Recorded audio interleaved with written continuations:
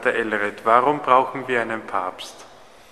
Das ist eine gute Frage, die ich mir selber auch schon gestellt habe, weil ich ja früher evangelisch war, also konvertiert bin und mich daher ganz bewusst damit auseinandergesetzt habe. Also einmal von der Bibel her, weil Jesus es so eingerichtet hat, also du, Petrus, bist der Fels, auf den ich meine Kirche bauen will, oder also in Matthäus finden wir das, oder im Johannesevangelium, wo er sagt, also weide meine Schafe, wo er ihn zum Hirten einsetzt. Und ich glaube, der Papst ist einfach wichtig, weil er die Einheit wahrt, also quasi eben der Hirte ist und verhindert, dass irgendwie alle abdriften, wie man das oft sieht, dass dann der eine sagt, das ist nicht richtig, der andere sagt das, und wupp haben wir ganz viele Spaltungen.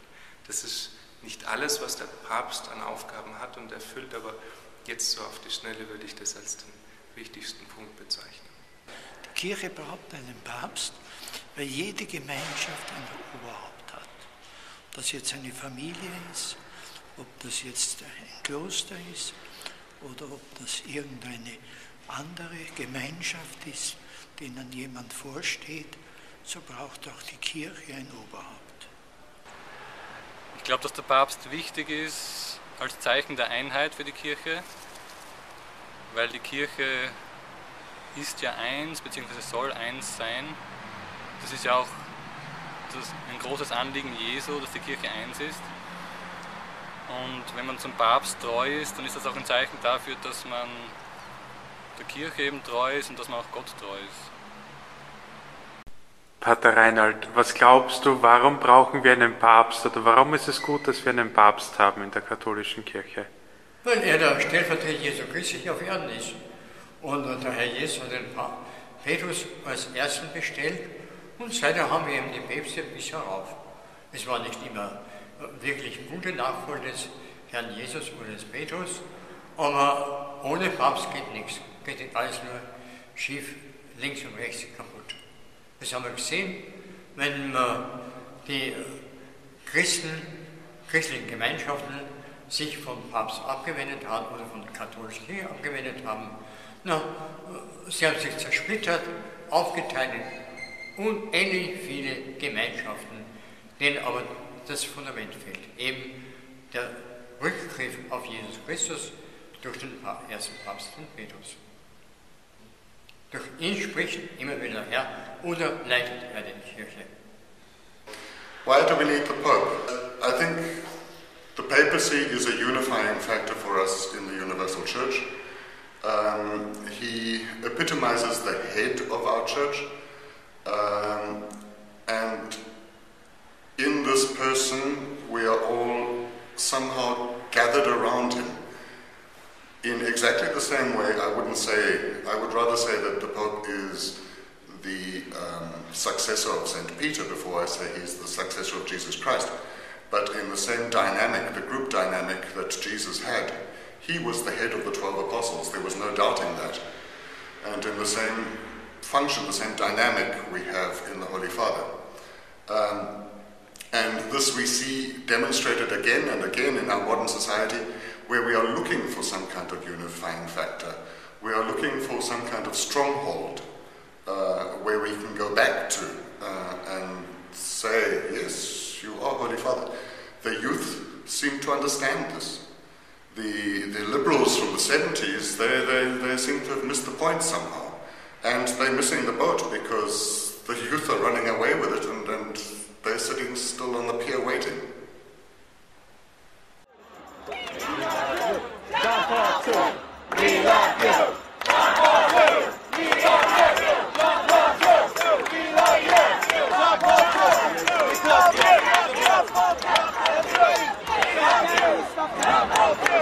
John Paul II, he loves you.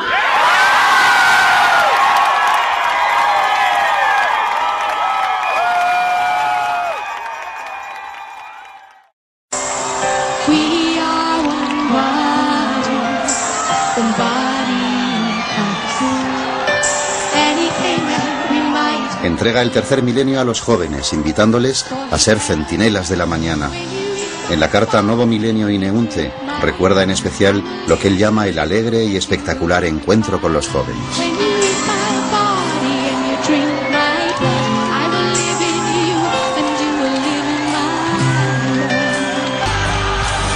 Si a los jóvenes se les presenta a Cristo con su verdadero rostro, ellos lo experimentan como una respuesta convincente y son capaces de acoger el mensaje incluso si es exigente y marcado por la cruz.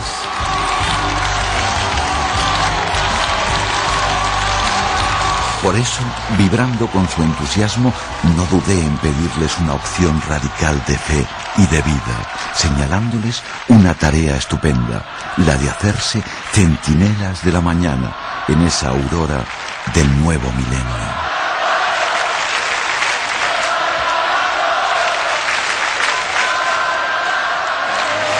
Grazie per questo dialogo. Non era un monologo, ma grazie alla vostra iniziativa era un vero dialogo.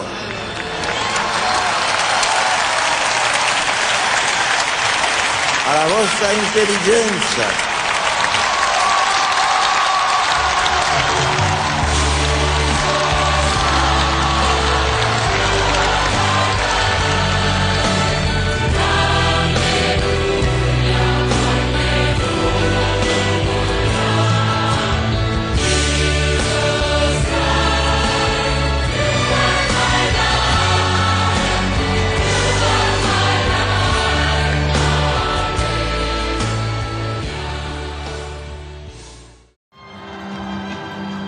Pilgrims of the world, please welcome His Holiness Pope Benedict XVI to Barangaroo, Sydney, Australia.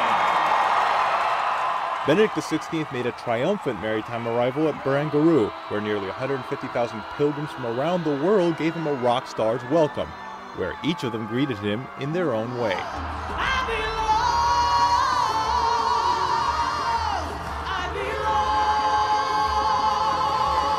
The Pope acknowledged the great distances that he and many others had to travel to be in Sydney. For some of us, it might seem like we have come to the end of the world. For people of your age, however, any flight is an exciting prospect. But for me, this one was somewhat daunting. The Pope thanked Australians for their efforts at integrating the Aborigine population. He also encouraged young people to take care of the planet and not let themselves fall under the influence of people who present alcohol, drugs, violence, or social degradation as forms of entertainment. Life is not just a succession of events or experiences, helpful so many of them are. It is a search for the true, the good, and the beautiful. It is to this end we make our choices. To not be fooled by those who see you as just another consumer in a market of indifferentiated possibilities, where choice itself becomes the good, novelty absorbs beauty, and subjective experience displaces truth. It was a profound speech in which the Pope spoke of values like nonviolence, sustainable development, justice, peace, and the environment. He says that these are not understood if the inherent dignity of every human life, from conception until death, is not recognized. Do we recognize that the innate dignity of every individual rests on his or her deepest identity as image of the creature, and therefore that human rights are universal, based on the natural law and not something dependent upon negotiation or patronage, let alone compromise. And so we are led to reflect on what place the poor and the elderly, immigrants and the voiceless have in our societies. He also spoke out against abortion, comparing it to a form of domestic violence. How can it be that domestic violence torments so many mothers and children? How can it be that the most wondrous and sacred human space, the womb, has become a place of unutterable violence?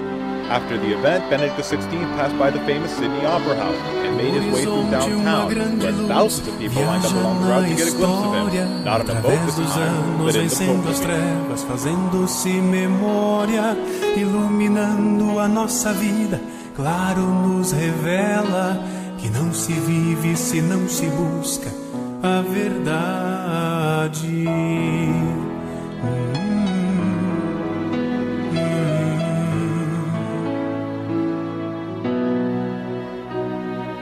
1000 caminhos chegando aqui, nos passos muita fé, ouvimos o eco da palavra que ressoa ainda e da canção sob este céu para o mundo inteiro. Está vivo hoje o homem velho, Cristo entre nós e aqui, sob essa mesma luz, sob essa mesma cruz, cantamos a uma voz: Emmanuel.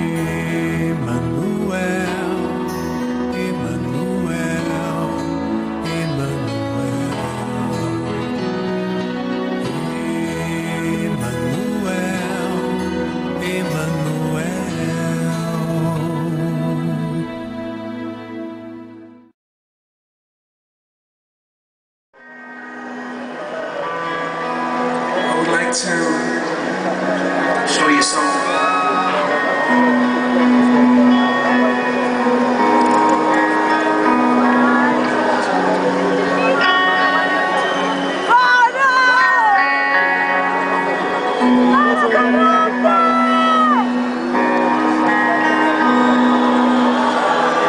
Somebody you know gave me these. Beautiful man.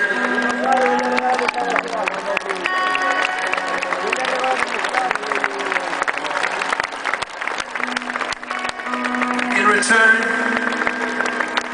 I gave him something like this. And the Holy Father, he put on my fly shades and he made a wicked face like this.